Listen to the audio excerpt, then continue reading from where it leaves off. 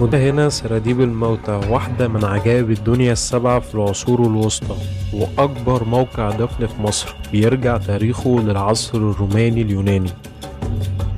اكتشفوها بالصدفة عن طريق حمار وقع في الفتحة الرئيسية في المقبرة في منطقة كوم الشقافة في قرموز، أو زي ما بيقولوا عليها كاتاكومب كوم الشقافة.